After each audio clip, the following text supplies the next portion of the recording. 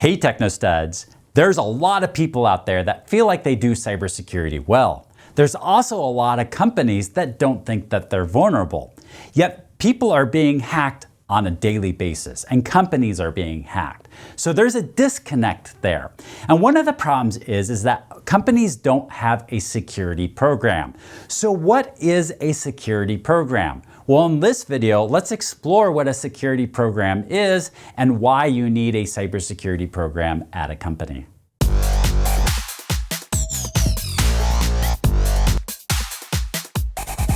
In this video, we're going to talk about why there's a need for a cybersecurity program. We'll talk about functions of a cybersecurity program, and then we'll wrap things up by talking about what an ideal cybersecurity program would look like. A company is made up of people, and those people have a limit to their knowledge and how much time that they have. And so let's take a look at a few fictitious people at a fictitious company to see what it looks like from a cybersecurity perspective. This is Fiona, and she works in accounting, and she thinks that she understands cybersecurity and how to be secure, but it's mainly because she's never been hacked before. And this is really dangerous because she doesn't think that that's going to happen to her, but she's in an important role. If somebody uses social engineering against her, she could be compromised, and same thing with the finances of the company. And then employees are not getting paid. This is Rick, and Rick really has a deep understanding of security, but only from the perspective of a programmer. When he's into the systems, he's making sure his code has a certain level of security involved, but he has no idea about the big picture around security of the company. This is Shelly, and Shelly works in IT, and she's a lower level position in IT, and so she doesn't really fully understand security, just from her perspective as well. She understands IT security, but not security from the company. Not only that, but she's really busy doing IT work and doesn't really have time to look at the cybersecurity program as a whole for the company. This is Hui. And Hui really understands cybersecurity, and he knows what he's supposed to be doing, but he doesn't think that it really applies to him, that the policies and what is put out there is not something that's really all that important, because he doesn't have access to sensitive information, or so he thinks. But if you actually look at the information he has access to, it's customer records. And so if those were to get exposed to the outside, that would be problematic for a couple reasons. Number one is that then maybe you have to notify those customers, and that could be a damage to your company reputation. Not only that, but if a competitor gets a hold of that information, then that could be a loss of competitive advantage to the company. And then we have some systems and processes that are really old, that people have just been doing, and technology that's just been serving the company over a period of time, and a lot has changed over 15 years. And so since that doesn't fall under anybody's umbrella, largely those security concerns around these systems and processes go unchecked. So as you can see, if we don't have a cybersecurity program, we really can't enforce cybersecurity principles across the whole company and across all of the people of that company. So let me put it a little differently as well. Let's say all of our resources are within our network, are locked up and really secure. And people have to go through to input their credentials to get access to it. But it just takes one person to have bad credential hygiene, bad ways of them tracking their passwords, or really poor passwords, or whatever the case may be, to open up a vulnerability that exposes everything behind these walls. Well, that's what it's like with your employees, with the people of a company, is that one person practicing bad cybersecurity principles can open up the whole company for devastation.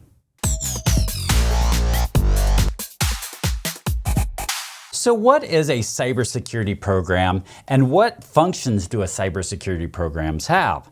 Well, first of all, it's going to take a look at the risks. It's going to assess risks to the company so that way it can mitigate those risks. And then it's also going to take a look at regulatory compliance. So what is government regulations? What are the customers demanding? What are the things that are demanding of the company that they fall in line with?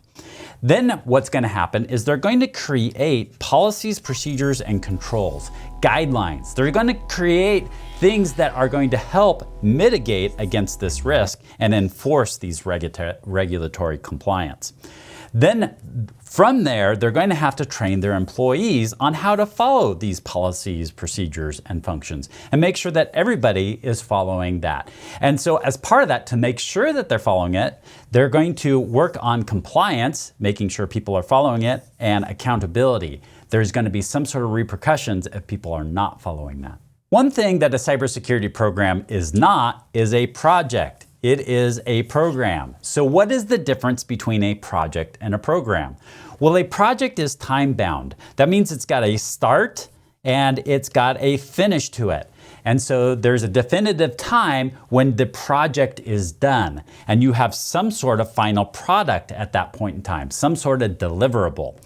A program is not that. A program is instead ongoing, where there's consistently checks and balances and you continue to develop it. I will tell you that when I'm setting up a security program, I launch it as a project to get it up and running, but then there's a maintenance part of it because it's a program that continually operates after that. What happens in a lot of companies is a cybersecurity program falls under IT. And this is not the ideal situation. It falls under IT because it's got the word cyber in it, and a lot of cybersecurity has to deal with the technology and things that IT would implement. But the real ideal is to have a whole separate department that's in charge of cybersecurity. The problem with IT being in charge of cybersecurity is that it's not a separation of duties, which means that IT is both carrying out the functions of IT and also trying to implement security policy on IT. And that doesn't work very well from an accountability standpoint. And so really ideally, it would be a separate department with its own budget, with its own people.